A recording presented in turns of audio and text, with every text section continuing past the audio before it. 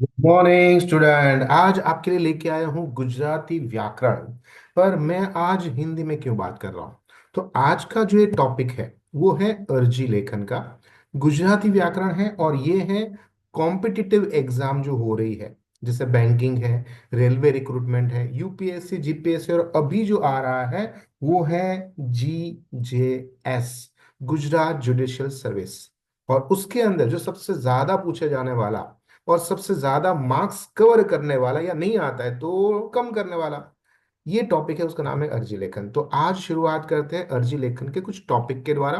अब आज के जो अर्जी लेखन है उसके अंदर हम ध्यान रखेंगे टोटल 5 टॉपिक को, जो मोस्ट इंपोर्टेंट है और बार बार पूछा गया है। जिसके अंदर एक है विद्यालय यानी कि स्कूल के अंदर किस तरह से एप्लीकेशन यानी कि अर्जी लिख सकते हैं, सामाजिक सेवा सोशल वर्क के लिए कैसे लिख सकते हैं, बैंकिंग रिलेटेड कैसे एप्लीकेशन यानी कि अर्जी लिख सकते हैं, रोजगार संबंधित जानकारी अगर देनी है, आप किसी को एप्लीकेशन लिख रहे हो, बायोडेटा या सीवी दे रहे हो तो किस तरह से होता है, और अगर समाज के अंदर कुछ अपहित हो रहा है, गलत हो रहा है, तो कंप्लेन कैसे कर सकते हैं, नहीं फरियाद कैसे कर सकते हो। तो चलो देखते हैं, जानते हैं, समझते हैं कि अर्जी लेखन गुजराती के अंदर एग्जैक्टली कैसे वर्क करते हैं। ये पांचों टॉपिक को ध्यान में रखकर मैं आपको डिटेल से समझाता हूँ। तो सबसे पहले है विद्यालय के अंदर, जैसे आप एक स्कूल के स्टूडेंट हो और आपके घर के अंदर शादी चल रही है। अब क्या है कि जो बड़े भाई या बड़ी बहन की शादी है उसके लिए आपको कम से कम 1 सप्ताह यानी 1 वीक की तो छुट्टी चाहिए ही चाहिए। तो आपको आपके जो प्रिंसिपल साहब है उसको आचार्य या फिर आचार्या, आचार्य किसको कहा जाएगा अगर लेडी है तो, आचार्य यानी कि मेल है तो आप उसको इंग्लिश में भी लिख सकते हो प्रिंसिपल। उसके लिए आपको रजा चाहिए यानी परमिशन चाहिए छुट्टी की। तो सबसे पहले आपको आपका एड्रेस लिखना पड़ेगा।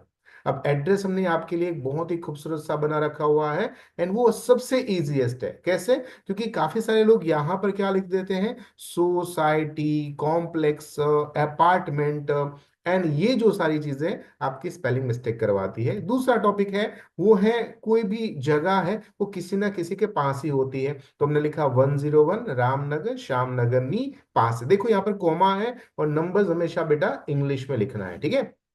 तो उसके बाद है एक रोड का नाम देना पड़ेगा। अगर वो कॉम्प्लिकेटेड रोड है, लिखना नहीं आता है, तो मुश्किल हो जाएगा। इसलिए हमने बहुत ही इजीएस्ट रोड का नाम जो कि सूरत में आया हुआ है उसका नाम आपके लिए बना दिया है, that is better road. And then city का नाम देना है सूरत। हमेशा पिन कोड लिखना होता है और पिन कोड 6 डिजिट का रहेगा, एंड शुरुआत का जो डिजिट होता है वो हमेशा 3 रखना चाहिए, क्योंकि गुजरात के अंदर ज्यादातर 3 रिलेटेड आपको पिन कोड देखने को मिलता है। उसके बाद आपको देना पड़ेगा तारीख यानी कि डेट। डेट आप इस तरह से भी लिख सकते हो 5 मई कोमा 2025। इस तरह से लिखने से आपका एक बहुत ही खूबसूरत सा एड्रेस यानी कि जो आपको सरनामू, गुजरात में उसको सरनामू बोलते हैं, वो हो जाएगा। अब आती है सामने वाले बंदे की बात। तो सामने के साइड के अंदर जिसको हम TO2 इंग्लिश में लिखते हैं, यहां पर आपको लिखना पड़ेगा प्रति कोमा, फिर माननीय प्रिंसिपल साहेब श्री या आचार्य लिख सकते हो, फिर स्कूल का नाम लिख दो, यहाँ पर कोई भी आप लिख सकते हो, और कहाँ पर ये स्कूल है उसका एक छोटा सा एड्रेस, डिटेलिंग वाला एड्रेस नहीं देना है, छोटा सा एड्रेस आपका हो जाना चाहिए, कौन सा एरिया कौन सा रोड आप लिख दोगे तो भी चलेगा। एंड देन सिटी का नाम, ऑब्वियसली आप सूरत में हो तो सूरत का ही नाम यहाँ पर आएगा, ठीक है। उसके बाद आपको सब्जेक्ट लिखना पड़ता है जिसको विषय कहते हैं। क्या है सब्जेक्ट? तो कि रजा मंजूर करवा बाबत, मुझे छुट्टी चाहिए तो आप उसको परमिशन दीजिए, इसके रिलेटेड मैं आपसे बात कर रहा हूं इसलिए उसको बाबत कहते हैं। कभी कभी यहाँ पर अंगे भी लिखा जाता है, ठीक है। इसके बाद हम वापस से बात करते हैं सर से, यानी क्या, तो कि हे मान्यवर साहेब श्री या फिर आदरणीय, आदरणीय साहेब श्री ऐसा लिखना है। और उसके बाद आपको अपना छोटा सा इंट्रोडक्शन देना है कि आप कौन हो, कहाँ से काम कर रहे हो, एंड क्यों आपको पत्र लिखा है। तो आपने लिखा है विनम्र विनंती छे के हूं, आप अपना नाम लिख दो।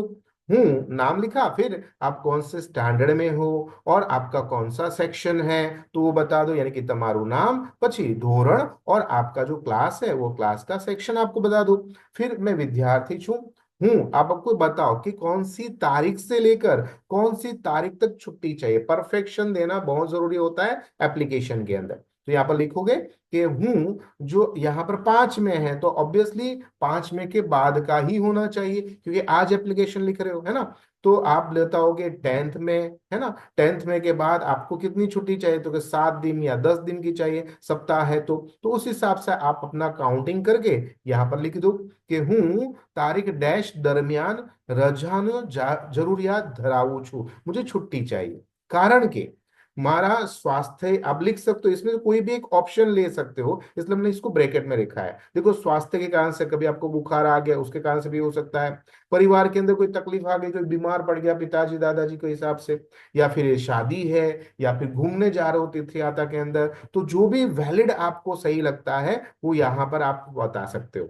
उसके कारण से मारे शाला छोड़वी पड़શે, छोड़ी मतलब छुट्टी चाहिए मुझे उसके लिए, ठीक है। अब आता है नेक्स्ट पैराग्राफ।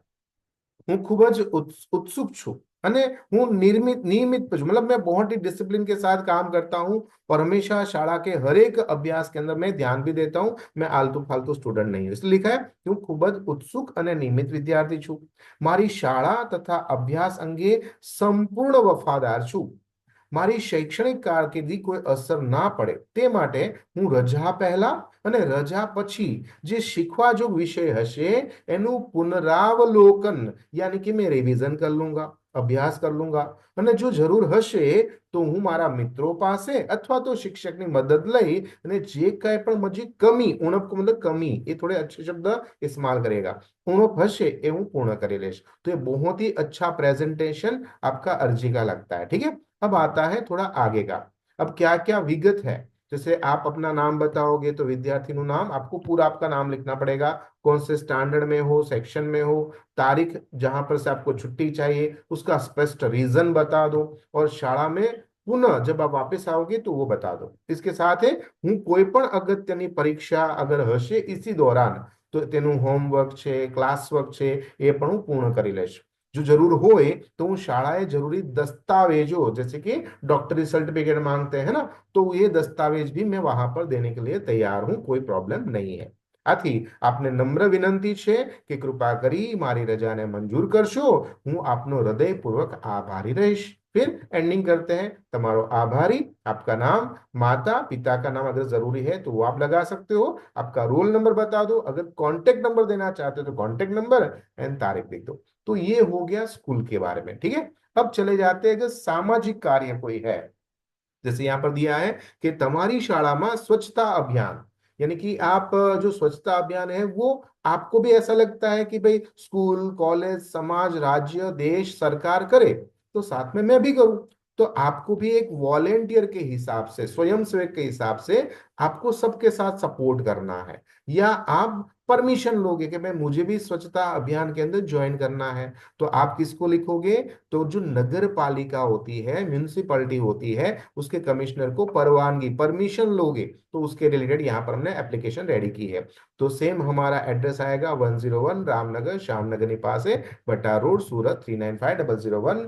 तारीख मतलब ता लिख सकते हो आप, तारीख नहीं लिखोगे डायरेक्ट ऐसा लिख सकते हो 5 मई 2025, यानी तारीख का ये स्पेलिंग लिखने के बना आप डायरेक्ट लिख सकते हो, ठीक है। अब किसको लिख रहे हैं हम, तो लिख रहे हैं प्रति, जैसे लिखना पड़ेगा और फिर लिखना है प्रति माननीय कमिश्नर साहेब श्री, शहर नु नाम लिखना है, और यहां पर शहर अगर मैं सूरत लग रहा हूं तो सूरत महानगर पालिका, फिर उसमें अलग अलग डिवीजन होते हैं, अलग अलग वार्ड होते हैं, तो आप वार्ड का नाम लिख दीजिए अगर जरूर आपको लगती है, क्योंकि हर एक वार्ड के हिसाब से अलग बंदे होते हैं, अलग कर्मचारी होते हैं, तो आपको उसका नाम देना पड़ता है इसके कारण से, और आपके शहर का नाम लिख दो।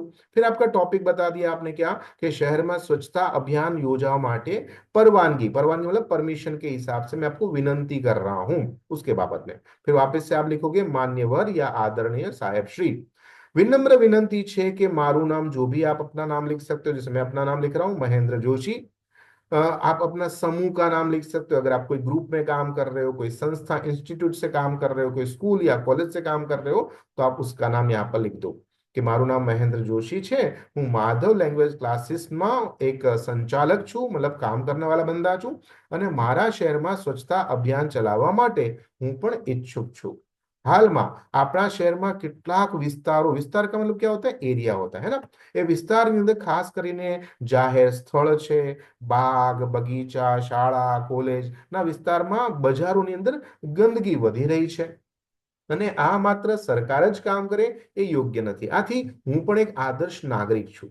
આથી મને પણ એવું લાગે છે કે સ્વચ્છ અને આરોગ્યપ્રદ વાતાવરણ અથવા પર્યાવરણને જાળવવું એ આપણી નૈતિક જવાબદારીનો એક ભાગ છે. આથી એ દિશામાં હું અને મારા મિત્રો અથવા મારા વિદ્યાર્થીઓ એક स्वयंसेवक तरीके તમારી સાથે જોડાવા માંગીએ છીએ. अब हमारा पर्पस क्या है वो यहाँ पर बता दिया है. तो अभियान ना मुख्य हेतु, जैसे जाहिर जो स्थल होगा वहां पर हम रोड है, पार्क है, बगीचा है, बस स्टैंड, रेलवे स्टेशन, ये सारी जगह पर हम स्वच्छ करने का काम करेंगे. दूसरा, हम जन जागृति का अभियान चलाएंगे ताकि नागरिकों को पता चले कि भाई हमने स्वच्छता तो कर ली, फिर आप उसको गंदगी ना करो, है ना. तो नागरिकों ने कचरा कहाँ डालना है हम उसके लिए प्रोत्साहित करेंगे, अलग अलग गेम करेंगे, अलग अलग होर्डिंग लगाएंगे, तो लोगों में जागृति आएगी. दूसरा, इसके साथ साथ हम प्लास्टिक मुक्ति अभियान भी चलाएंगे, જેના માટે અમે પ્લાસ્ટિકને ઘટાડવા માટે लोगों की जागृति का अभियान देंगे. इसके अलावा स्वच्छता शिविर रखेंगे कि विद्यार्थियों और युवा वर्ग अलग अलग प्रकार के नाटक करेंगे, शेरी नाटक जिसको हम कहते हैं ना, अलग अलग होर्डिंग लगा देंगे, सेमिनार करेंगे, कैंपिंग करेंगे, तो उसके कारण से काफी सारे अवेयरनेस आएगी, जागृति आएगी. कचरा को योग्य जगह डालने के लिए मार्गदर्शन देंगे कि सूखा कचरा अलग होता है, भीना कचरा अलग होता है, यानी ड्राई और गीला, है ना. तो उसका बहुत ही अच्छी तरह से हम जागृति दोहराएंगे और सबको बताएंगे कि ये जो चीज है वो हम सबके एक जिम्मेदारी का भाग है. अब अभियान के अंदर हम क्या क्या बाबतों को ध्यान में रखने वाले हैं, तो वो चीज को हम आगे डिटेल में लिखते हैं. क्या है, तो अभियान के विषय हमारी विगत क्या है, कि हम कौन सी तारीख को करने वाले हैं, आपको ये बताना पड़ेगा. अच्छा, तारीख के बाद बाद समय भी तो बताना पड़ेगा कि कब से शुरू किया है और कब इसका अंत होगा, वरना कमिश्नर साहब तो सोचेंगे कल से शुरू हो रहा है. ऐसा नहीं है. अब देखो, नॉर्मली हमारा जो स्वच्छता अभियान है वो गांधी जी के जन्म जयंती के ऊपर है ना, 2 अक्टूबर 2020, सॉरी 2014 के अंदर मोदी जी ने शुरुआत किया था. तो हो सकता है हम उसी दिन भी करें, और ये भी हो सकता है हम उसके बाद भी कर सकते हैं, पर नॉर्मली ये दिन को करना ज्यादा अच्छा रहता है. तो समय बता देंगे कब से लेकर कब तक ये कार्य करने वाले हैं. जगह बता सकते हैं क्या, कि एक ही जगह पर सारे लोग ना करें, तो आपका एक एरिया बताना पड़ेगा. दूसरा, आपके लिए एक वैलिड पर्सन भी होना चाहिए. अगर हमें यानी कि सूरत महानगर पालिका के कोई अधिकारी को आपको कांटेक्ट करना है, तो जिम्मेदार व्यक्ति कौन है, अगर उसमें कुछ गलत हो गया या बहुत बढ़िया हो गया तो आपका सम्मानित भी वो लोग कर सकते हैं. तो संयोजक संपर्क व्यक्ति, तो उसके अंदर संस्था का नाम देना है, उस व्यक्ति का नाम देना है, कॉन्टेक्ट नंबर देना है, वगैरह वगैरह. आशास्पद भागीदार हो सकता है हमारे साथ कोई दूसरी भी संस्था है, वो भी ज्वाइन कर रही है, तो उसका भी नाम, जैसे कोई एनजीओ है या फिर कोई कॉलेज है या कोई विद्यालय है या कोई बड़े नेता है ना, अभिनेता है, स्पोर्ट्स पर्सन है, तो हम उसका नाम का भी उल्लेख कर सकते हैं. આ અભિયાન સફળ થવા માટે મહાનગરપાલિકા मुख्य मददरूप बंदोबस्त, अगर आप परवानगी दोगे तो ही हम करेंगे, ऐसे तो हम नहीं कर रहे हैं, है ना. तो अभियान की सफल बनाने के लिए महानगर पालिका हमें बंदोबस्त में कुछ चीजें हमें प्रोवाइड करे, तो उसकी पहले तो आप परमिशन दीजिए, बाकी हमें जो चाहिए आपके पास है तो हम बताएंगे, ठीक है. इसके अलावा अधिकृत परवानगी, जाहिर स्थल का अभियान के लिए हम अलग अलग होर्डिंग लगा सकते हैं, तो उसके लिए आप परवानगी दीजिए. जैसे साधन है, जैसे डस्टबिन है, हम उसका इस्तेमाल करेंगे. इसके अलावा हमारे पास क्या रहेगा, तो जूना डस्टबिन के साथ साथ जूना झाड़ू है, डस्टबिन है, ग्लव्स है, मास्क, हम इसका इस्तेमाल करने वाले हैं. आवश्यक लोगों की सहायता, जैसे अगर आपके साथ भी कोई स्वच्छता अभियान के कर्मचारी है, वो हमसे ज्वाइन होना चाहते हैं, हमारे साथ मदद करना चाहते हैं, तो वो भी हमारे साथ आ सकते हैं. कचरा उपाड़वाने की व्यवस्था, हमारे पास लंबे लंबे ट्रक या वो सब नहीं होते हैं, तो कृपया करके उस दिन हमें थोड़े बहुत ट्रक उस एरिया के अंदर दीजिए, ताकि हम उस सफाई के अंदर मदद हो सके. माहिती और प्रचार के लिए हम अलग अलग पोस्टर लगाएंगे, फ्लेक्स लगाएंगे, तो हमें उसको छापने की या लगाने की परवानगी दीजिए. મહાનગર પાલિકા દ્વારા અમારા પ્રયાસને સહકાર આપવામાં આવશે તો અમે વધારે અસરકારક રીતે અભિયાન કો કમ્પ્લીટ કર પાएंगे. સ્વચ્છતા જ જીવન છે. દરેક નાગરિકની તંદુરસ્તી અને સ્વચ્છતા એ પર્યાવરણની સૌથી મોટી જવાબદારી છે. આપશ્રીની વિનંતી માટે હું આ અરજી તત્કાલિક વિચાર અને સ્વચ્છતા અભિયાન માટે જરૂરી પરवानगी માટે सहायता मंजूर करवा प्रयत्न करशो। और एंड में आपका नाम लिखना है, आपका एड्रेस लिखना है, कांटेक्ट नंबर, अगर आपको ईमेल देना है तो ईमेल, आजकल तो इंस्टाग्राम और व्हाट्सएप ज्यादा चल रहा है तो वो भी आप वहां पर लिख सकते हो, एंड डेट डालनी। तो ये हो गई अर्जी यानी कि एप्लीकेशन नंबर 2। अब चले जाते हैं एप्लीकेशन नंबर 3 की ओर। अब एप्लीकेशन नंबर 3 क्या है उसके बारे में जानकारी लेते हैं। तो एप्लीकेशन नंबर 3 के अंदर हमें बताया गया है, यहाँ पर प्रश्न है कि आप जो है आपका एटीएम जो कार्ड है वो गुम गया है, और एटीएम कार्ड गुम गया है तो अब उसके लिए क्या करेंगे। तो वहां पर आपको बैंक मैनेजर को एक एप्लीकेशन लिख के देनी पड़ेगी कि बैंक मैनेजर साहब आप हमें थोड़ी मदद करिए ताकि हमारा एटीएम कार्ड हमें वापस मिल जाए। तो एड्रेस में सेम लिखना है, 101 रामनगर श्यामनगर निवास है, भट्टा रोड, सूरत 395001। और आपको तारीख देनी है 5 मई 2025। आप बोलोगे सर मई बार बार क्यों। अब देखो मार्च, अप्रैल, जनवरी, फरवरी, दिसंबर, ये वर्ड थोड़े कॉम्प्लिकेटेड है तो आपकी स्पेलिंग मिस्टेक्स हो जाती है बच्चों। तो इसके कारण से मई आपके लिए ज्यादा इजी रहता है, इसके कारण से हम सबसे ज्यादा बच्चों को मई लिखवाते हैं ताकि स्पेलिंग मिस्टेक कम से कम हो। अब हमें सामने वाले का एड्रेस देना पड़ेगा, प्रतिश्री, शाखा मैनेजर श्री, शाखा मतलब तो ब्रांच, ब्रांच मैनेजर है ना, बैंक का नाम और बैंक कौन से एरिया में है उस सिटी का नाम और एरिया का नाम। अब विषय बताना पड़ेगा, विषय क्या है, તમારું એટીએમ કાર્ડ ગુમ થઈ ગયું છે અને મારે નવું એટીએમ કાર્ડ ઇસ્યુ કરવા માટે તમારી પાસે વિનંતી છે। वापस से हम बोलेंगे मान्यवर साहेब श्री या आदरणीय साहेब श्री, विनम्र विनंती है कि मारू नाम, आपको अपना नाम बताना पड़ेगा, फिर बैंक का खाता नंबर बताना पड़ेगा कि आपका कौन सा खाता है ताकि वो टैली कर सके, है ना। नॉर्मली वो 10-15 वर्ड का या संख्या का होता है। छिल्ले तारीख बतानी पड़ेगी कि आपका एटीएम कार्ड कौन सी जगह पर गुम हो गया, कौन सी तारीख को गुम हो गया। अनेक जगह शोध खोल करी आप वो बारे बता सकते हो पर मिला नहीं है, इसलिए મને ડર છે કે આ કાર્ડનો કોઈ ગેરકાયદેસર ઉપયોગ ના થઈ જાય। આથી આ એટીએમ કાર્ડને તત્કાલિત રદ કરો, કેન્સલ कर दो, डिलीट कर दो, और મને એક નવું કાર્ડ ઇસ્યુ કરવા માટેની આ એપ્લિકેશન હું તમને લખી રહ્યો છું। कितना व्यवस्थित लगता है, सामने वाले को भी आपका काम करने में मजा आएगा, है ना। आगे आपको और डिटेलिंग देना पड़ेगा, तो आपका एटीएम कार्ड की विगत इस तरह से आपका बैंक का खाता नाम लिख दो, खाता नंबर लिख दो, आपका एटीएम कार्ड का नंबर अगर आपका याद है तो उसके लास्ट 4 नंबर देना पड़ता है। इसके अलावा एटीएम का प्रकार अलग अलग प्रकार के, वीजा का कार्ड होता है, मास्टर कार्ड होती है, रुपए कार्ड होता है ना।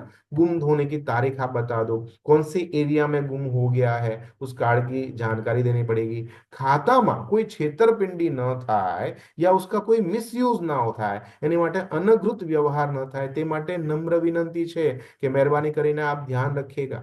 હું મારી ફરિયાદની ગંભીરતાથી લઈ અને મારા એટીએમ ને તરત જ તે બ્લોક કરવા માંગુ છું, आप ब्लॉक કરી दीजिए अभी के अभी। મને નવું એટીએમ કાર્ડ ઇસ્યુ કરવા માટેની પ્રક્રિયા તાત્કાલિક કરો क्योंकि मुझे भी पैसों की जरूरत है। હું નિત્ય બેન્કિંગ પ્રવૃત્તિના મુશ્કેલી વિના ચાલુ રાખી શકું क्योंकि मैं ट्रांजेक्शन चाहूंगा। अब हो सकता है आप 10 या 15 दिन के बाद मुझे दो तो मुझे तो परेशानी हो जाएगी। तो હું જરૂરી પ્રોસેસ પૂર્ણ થાય ત્યાં માટે બેંકની શાખામાં હાજર થઈ અને તમારી બધી જ મદદ કરીશ।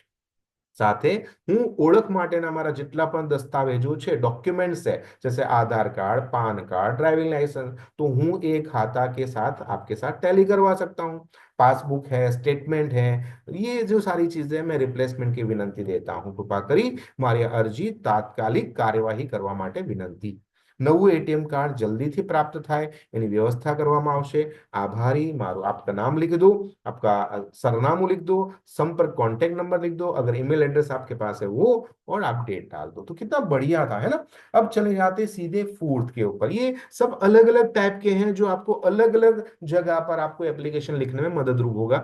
जैसे यहाँ पर ये हमारा फोर्थ टॉपिक है, वो है रोजगार के ऊपर। તમે શહેરી પ્રાથમિક શાળાના शिक्षक यानी एक प्राइमरी टीचर के लिए आप एप्लीकेशन कर रहे हो, तो शाला का जो मैनेजमेंट है, प्रिंसिपल, ट्रस्टी, है ना, सुपरवाइजर, उन सबको विनंती कर रहे हो। तो वापस से हम एड्रेस तो सेम ही लिखते हैं। कौन सा एड्रेस है, 101 रामनगर श्यामनगर निवास है, भट्टा रोड, सूरत 395001। और तारीख के अंदर भी आपको पता है दैट इज 5 मई 2025। अगर ऐसा आप करते हो तो काफी अच्छा आपका जो 1 मार्क्स का जो गारंटी रहती है वो आपको मिल जाती है। अब सामने वाले का एड्रेस हमें देना पड़ेगा, तो सामने वाले में कौन है, तो है वहां पर शुरुआत हमेशा कहाँ से करते हैं, प्रति से करते हैं ना। तो सबसे पहले आप क्या लिखोगे, प्रति, फिर माननीय आचार्य या फिर प्रिंसिपल साहेब श्री। अगर लड़की है, लेडी है, तो आप आचार्य लिखना पड़ेगा, है ना। शाળાનું नाम, शाળાનું सरनामું, शहर का नाम। इसके अलावा आपको विषय देना पड़ेगा। जैसे शिक्षक तरीके नौकरी, मुझे नौकरी चाहिए, जॉब चाहिए, तो ये उसकी एप्लीकेशन है। फिर आपको लिखना पड़ेगा मान्यवर श्री, आदरणीय या आदरणीय, ऐसा कर सकते हो। सम्मान पूर्वक જણાવવાનું કે મારા વિષયનું નામ, आप कौन से टॉपिक पे, जैसे मैं हिंदी गुजराती संस्कृत पढ़ाता हूँ, पर उसके अंदर भी वो कुछ डिमांडेड होते हैं, भाई मुझे गुजराती के ही सर चाहिए या मैथ्स के ही चाहिए, तो आप अपना स्पेसिफाई विषय बताना है ना। जैसे मैथ्स है, फिजिक्स है, साइंस है ना। अब सिर्फ साइंस के हैं तो 9 10 के होते हैं, 11 12 तो वहां पर केमिस्ट्री फिजिक्स चले जाते हैं, तो आपको अपना विषय का नाम देना पड़ेगा। जैसे मैं लिखूंगा हूँ गुजराती विषय में, उच्चतम डिग्री जो होती है वो है बीए, एमए और बीएड भी चाहिए। अब छोटे होते तो पीटीसी वगैरह होता है या प्री पीटीसी होता है ना। तो आपको डिग्री बतानी पड़ेगी जो इसके लिए वैलिड होती है। अभ्यास पूर्ण કર્યો છે। શિક્ષણ ક્ષેત્રમાં કારગિરી કે આપકા उत्सुकता है। મારી શાળા, તમારી શાળાનો વિષયનું નામ आप बताओगे कि मैं इस विषय के अंदर एक शिक्षक की जगह खाली है, तो हमारी अर्जी एप्लीकेशन वहां पर मैं बता रहा हूं। या आप लड़का हो, लड़की हो, खास अच्छी तरह से रही हो या रहूं, ऐसा बताना पड़ेगा। फिर आप अपना नाम लिखोगे कि हूं महेंद्र जोशी छू, અને શિક્ષણ ક્ષેત્રે લગભગ 21 વર્ષનો અનુભવ છે, અને શાળા અને શિક્ષણ ક્ષેત્રે નવીન પદ્ધતિ અપનાવી વિદ્યાર્થીને ગહન અને સમજ પ્રદાન કરવા માટે, શિક્ષણને રસપ્રદ અને સરળ બનાવવા માટે આ શિક્ષણનું મુખ્ય લક્ષ્ય છે। तो इस तरह से आप एक प्रेजेंटेशन देते हो। अब जब लिखते हो तो सामने वाले को इतना बेहतरीन इंप्रेस कर लेते हो कि उसको लगे ये बंदे को तो मिलना ही पड़ेगा, है ना। तो आपके जो शब्द है, आपकी जो भाषा अभिव्यक्ति है, वो सामने वाले को इंप्रेस कर देती है, आपको मिलने के लिए उत्सुक करवा देती है ना। तो मारू शैक्षणिक અને व्यावसायिक पात्रता क्या है, तो पहले आपको एजुकेशन लेवल बताना पड़ेगा। तो आपकी डिग्री क्या है, कौन से विद्यालय या कौन सी यूनिवर्सिटी या कौन से कॉलेज है, तो उसका नाम दो। आप यहाँ पर एक बॉक्स बना सकते हो। बॉक्स बनाने के बाद उसके अंदर ईयर है, आपकी डिग्री है, आपकी कॉलेज का नाम है, यूनिवर्सिटी का नाम है, और कितने परसेंटेज, या आपका कौन सा क्लास है, फर्स्ट क्लास, सेकंड क्लास, या मैं तो हो सकता है कि डिस्टिंक्शन हो, तो आप बताओ, तो सामने वाले को बहुत इंप्रेस करेगा। और दूसरा क्या है कि नीचे से ऊपर जाना है। नीचे से ऊपर मतलब कैसे होता है कि आप बीएड किया है तो बीएड से एमए, बीकॉम, आजकल ये है, पहले क्या होता है 10 से चलता था, 10 12 कॉलेज, है ना, पोस्ट ग्रेजुएशन एंड इस तरह से। तो एक बॉक्स बना दीजिए या फिर ऐसा आप टेबल बना दोगे तो बहुत ही अच्छा लगेगा, है ना। तो आपकी शैक्षणिक लायकात इसमें बता दो। दूसरा, ट्रेनिंग और कोर्स अगर आपने कहीं पर किया है तो उसकी एक्स्ट्रा करिकुलम एक्टिविटी आजकल बहुत चलती है, कि आपको डिबेट्स में अच्छे हो, आप ऐसे कंपटीशन में बहुत अच्छे हो, साइंस फेयर में जाते हो, अगर आपने कोई ऑनलाइन कोर्स कर रखा है या कोई अच्छी यूनिवर्सिटी में जाके आपने काम किया है, तो वो आप बता दो। इसके अलावा आपने कहीं अलग अलग जगह पर काम किया है तो अनुभव, कितने साल किया है, कौन से स्कूल में किया है, कौन से कॉलेज में किया है, और कौन से सब्जेक्ट में किया है, वो खास याद रखें। दूसरी, आपकी पद्धति, स्मार्ट क्लास यूज करना आता है तो कि हाँ मुझे प्रोजेक्ट वर्क देना आता है, एक्टिविटी लर्निंग आता है, और मैं तो अभी ऑनलाइन भी पढ़ा रहा हूं। तो कितनी सारी आपकी एक्स्ट्रा करिकुलम एक्टिविटी जो होती है वो बताइए। आज ये सारी चीजें बहुत ध्यान रखते हैं ना। विद्यार्थी ने शैक्षणिक और साथ में सह शैक्षणिक प्रवृत्ति, यानी एजुकेशन प्रवृत्ति तो होती है, पर उसके रिलेटेड रेफरेंसेस कौन सी एक्टिविटी करवाना चाहते हैं, ये आपको आता है, उसको कैसे आप इंस्पायर करते हो, प्रेरणा आपो छो, उसकी भी बात बता दो। હું શિક્ષણ માત્ર पाठ्य पुस्तक के अंदर सीमित नहीं रहता हूं, मैं सर्वांगी ऑल ओवर डेवलपमेंट करना चाहता हूं। तो ये सारी चीजें बहुत इफेक्टिव लगती है, सामने वाले को अच्छा लगता है। लर्निंग पद्धति में सुधारा लाना चाहता हूँ, હું મારી શિક્ષણ પદ્ધતિ में प्रायोगिक अभ्यास અને વિચારોમાં મુક્ત વહન વિદ્યાર્થીને સાથે सक्रिय संवाद, कम्युनिकेशन, डिबेट्स करता हूँ। आपकी जनरेशन, आज की जनरेशन क्या कहती है, वो सब मैं लिखता हूँ, करवाता हूँ, ताकि बच्चों को इंटरेक्ट करने से बहुत मजा आता है। आ साथ હું મારા બાયોડેટામાં शैक्षणिक प्रमाण पत्र भी अटैच कर रहा हूँ, जिसके कारण से आप उसको रीड कर सको कि मैं सिर्फ फेंक नहीं रहा हूं, मेरे पास सारे प्रूफ भी हैं। जो आप पद माटे अगर आपको योग्य लगता हूं तो प्लीज आप मुझे बुलाइए, मैं अपनी ईमानदारी के साथ, आप समर्पण के साथ, सेवा के साथ आपकी संस्था में ज्वाइन होना चाहता हूं। तो कितना अच्छा लगा है, सामने वाले को बहुत इंप्रेस कर दोगे। श्रद्धा सह तमारू नाम, कॉन्टेक्ट नंबर, ईमेल नंबर और तारीख आप दे सकते हो। अब चले जाते हैं सीधे 5वें नंबर पे। अब ये जो 5वां नंबर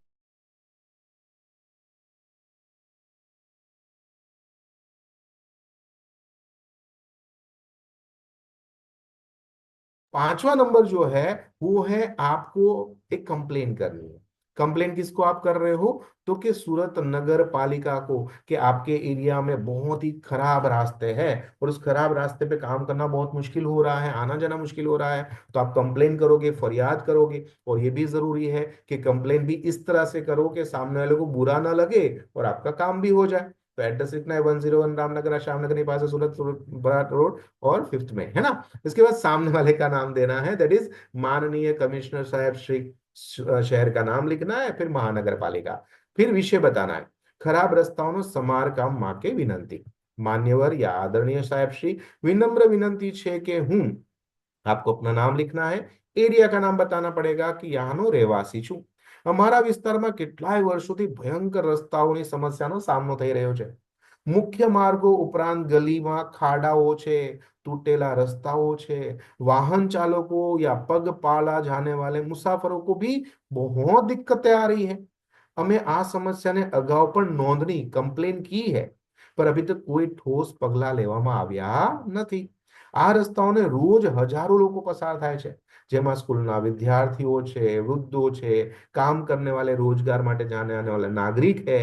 આ તૂટેલા રસ્તાને કારણે કેટલા અકસ્માત થાય છે, વૃદ્ધો પડી જાય છે, બાળકોને વાગી જાય છે। અને ખાસ કરીને રાત્રિના સમયમાં આ ખાડા, તૂટેલા રસ્તાઓ એ ખૂબ જ જોખમી બની જાય છે। આ સમસ્યા ખૂબ જ ચિંતાજનક છે। અને વરસાદી મોસમમાં આ રસ્તાઓ પાણી ભરાય જાય, જેના કારણે વાહન ચાલકોને ભારે મુશ્કેલ પડે છે। આમ જળ ભરાવાની સમસ્યાને કારણે માખી, મચ્છર અને સ્વાસ્થ્ય પર અસર થાય છે। चालता लोगों की साथे पण तो समस्या तो छे ज ते। अब क्या क्या समस्या है तो हमने पॉइंट वाइज उसको बताई है, ताकि उसका सॉल्यूशन भी वो पॉइंट वाइज दे हमें। जैसे मुख्य रस्ताना गलीना मोटा खाड़ा છે, જેના કારણે અકસ્માત જોખમી થઈ ગયું છે। વરસાદને કારણે રસ્તામાં પાણી ભરાઈ જાય છે, વાહન ચાલક જે છે એ પગપાળા ચાલવાવાળા મુસાફરોને મુશ્કેલી થાય છે। માર્ગની હાલત ખૂબ જ ખરાબ છે, નાના વાહનો અને રિક્ષા તો ચાલી જ નથી શકતી। તૂટેલા રસ્તાઓને કારણે વાહનોમાં નુકસાન થાય છે અને નાગરિકોને આર્થિક ઇકોનોમિક તરીકે बहुत इफेक्ट पड़ता है। विद्यार्थी रस्ताમાં जोखमी છે, खास કરીને स्कूल को जाने का आने का टाइम सवार और शाम को बहुत मुश्किल हो जाती है। आप श्रीने विनंती છે કે તાત્કાલિક આ રસ્તાઓનું સમારકામ કરાવવું આ જરૂરી કાર્યવાહી છે। જો તુરંત સમારકામ શક્ય ન હોય તો થોડું તંદુરસ્ત કરાવો, મતલબ દુરસ્ત કરાવો, મરામત કરાવો, જેથી ખાડાઓને વ્યવસ્થિત તો થઈ શકે। આમ નિમ્નલિખિત अनुरोध आप कर सकते हो, जैसे સમારકામની જરૂરિયાત છે, મજૂરીને સાધનો ફાળવો, મુખ્ય રસ્તાઓની ગરમ ડામર છે યા સિમેન્ટ લગાવી દો તો રસ્તાનું બાંધકામ વ્યવસ્થિત થઈ જાય। રસ્તાઓની ગુણવત્તા ચકાસવા માટે નિષ્ણાતોની ટીમને મોકલો કે જો ત્યાં શું થઈ શકે છે। જરૂરી હોય તો લોકલ નાગરિકોની સાથે અમારી સાથે મીટિંગ કરો, અમે પણ તમને મદદ કરી શકીએ છીએ। તો એમને એમ ન લાગે કે માત્ર અમારે જ કામ કરવાનું છે, અમે પણ તમારા સહભાગી થઈ શકીએ છીએ।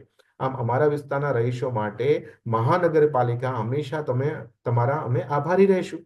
આશા છે कि हमारी अर्जी ने तत्कालिक ध्यान में आपी અને અમને મદદ કરશો। તમારો આભારી। आपका नंबर, आपका एड्रेस, आपका कॉन्टेक्ट नंबर, और हाँ, इसके अंदर आप कंप्लेन कर रहे हो तो आपकी अकेले की कंप्लेन नहीं है, करीबन 4 5 6 10 लोगों का नाम, उसका कॉन्टेक्ट नंबर, उसकी भी सिग्नेचर, ताकि उसको पता चले भाई एक बंदे का प्रॉब्लम नहीं, काफी सारे लोगों का प्रॉब्लम है ना।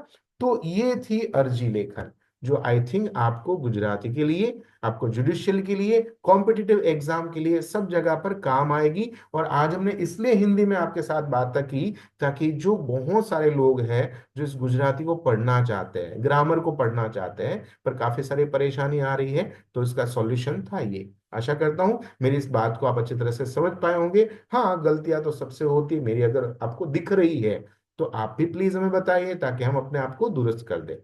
तो तब तक मुझे आज्ञा दीजिए, नेक्स्ट वीडियो जल्दी लेके आते हैं, और कौन सा वीडियो चाहते हैं आप जरूर कमेंट करके हमें बताएं। तब तक मुझे आज्ञा दीजिए, आपका दोस्त, आपका मित्र, आपका गुरु Mahendra Joshi. Thank you very much.